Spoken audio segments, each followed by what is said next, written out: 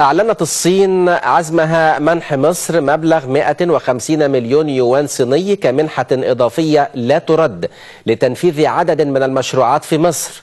وخلال مباحثات وزير الخارجية المصري نبيل فهمي ونائب الرئيس الصيني لي يوان تشاو في بكين، جدد تشاو دعم بكين لإرادة الشعب المصري واختياره، معربا عن استعداد بلاده لدفع التعاون مع مصر في المجالات كافة.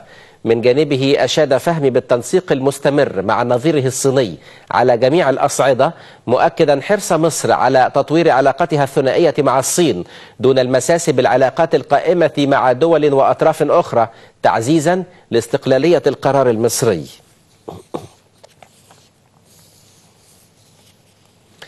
ولمزيد من المتابعة ينضم إلينا هاتفيا الدكتور بدر عبد العاطي المتحدث باسم وزارة الخارجية. سعادة السفير، بعد مساء الخير، ما هي أهم ثمار زيارة وزير الخارجية للصين؟ زيارة وزير الخارجية نبيل فهمي للصين كانت زيارة بالغة الأهمية، وتأتي في إطار التوجه المصري بتنويع وتوسيع البدائل والاختيارات الخارجية تعزيزا للمصلحة الوطنية المصرية ولاستقلالية القرار الخارجي المصري. وزير الخارجية قوبل بحفاوة بالغة من جانب نائب الرئيس الصيني، وأجرى مباحثات مطولة ومكثفة مع وزير خارجية الصين بحضور وفدي البلدين. المباحثات تناولت العلاقات الثنائية، الأوضاع الداخلية في مصر، التشاور المشترك حول القضايا الإقليمية والدولية. أسفرت الزيارة بالفعل عن العديد من النتائج الهامة، كان في مقدمتها تدشين الحوار الاستراتيجي بين البلدين بما يليق بمكانتهما والعلاقات التاريخية المتينة التي جمعت بين البلدين. الجانب الصيني كان دائم التأكيد على التقدير لمصر حكومة وشعبا، باعتبارها كانت أول دولة عربية وأول دولة شرق أوسطية تعترف بالصين في مايو 56.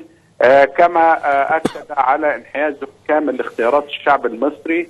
أيضا الجانب الصيني أكد على حرصه على تعزيز العلاقات الاقتصادية والتجارية مع مصر. هناك شركة صينية تسمى تيدا تقوم بالفعل باتخاذ الخطوات النهائية مع الجانب المصري لتوسيع مشروع إقامة منطقة اقتصادية خاصة شمال غرب السويس باستثمارات صينية كبيرة وعلى مساحة 6 أفدنة. أيضا كان هناك حرص صيني على إعادة السياحة الصينية الوافدة للبلاد إلى معدلاتها الطبيعية، ومن ثم قرر الجانب الصيني تقديرا لمصر ولزيارة الوزير فهمي إزالة التحذير الذي كانت قد فرضته السلطات الصينية على سفر الرعايا الصينيين إلى مصر، خاصة مناطق الأقصر وأسوان والبحر الأحمر، مما يفتح المجال أمام إعادة تدفق السياحة الصينية للبلاد. الجانب الصيني كما ذكرت سيادتك قدم منحة إضافية لتنفيذ مشروعات تنموية بمصر بقيمة 150 مليون يوان. أيضا الجانب الصيني أعرب عن رغبته الكاملة في التعاون مع مصر في كافة المجالات، بما في ذلك فتح الأسواق الصينية أمام المنتجات المصرية.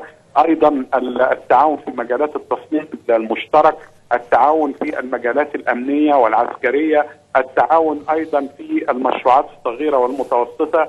كل ذلك تم الاتفاق عليه خلال المباحثات التي جرت بين الجانبين اليوم. شكرا. وضحت الصورة سعادة السفير دكتور بدر عبد العاطي المتحدث باسم وزارة الخارجية، شكرا جزيلا لك.